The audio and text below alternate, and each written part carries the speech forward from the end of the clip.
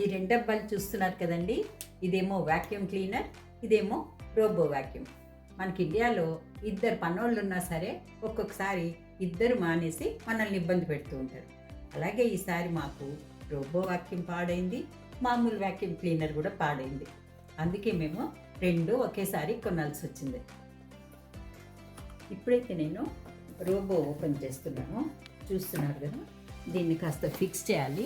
Fix చేసిన తర్వాత ఇది ఎలా పనిచేసిందో నేను మీకు తప్పకుండా రివ్యూ ఇస్తాను. మా పాత రోబో అయితే ఇదైతే ఐ రోబో. ఇది కూడా మేము కొన్ని 10 ఏళ్ల పైనే అయింది. చాలా బాగా పనిచేసింది. ఈ మధ్య కాస్త స్లో అయిపోయింది. అందుకే ఈసారి మేము తీసుకున్నదైతే డైసన్ కంపెనీ. మరి ఇది ఎలా పనిచేస్తుంది అన్నది వాడాక మీకు చెప్తాను.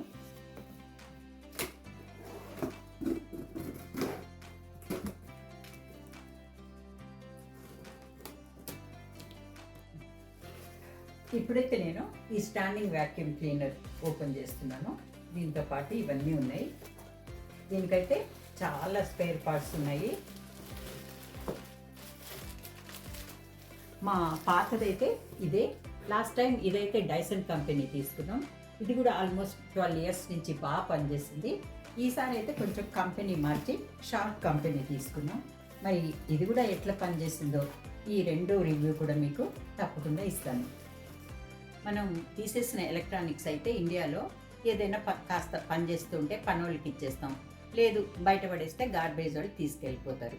కానీ ఇక్కడ మటుకు ఎలక్ట్రానిక్స్ వస్తువులు బయట పడేయకూడదు, పెట్టకూడదు.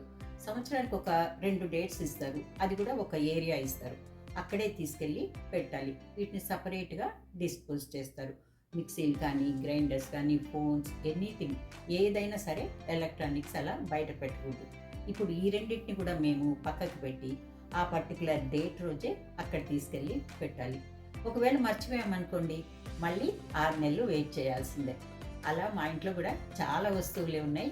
వాటన్నిటిని ఈసారి రెండింటితో పాటు తప్పకుండా పెట్టాలని అనుకుంటున్నాం.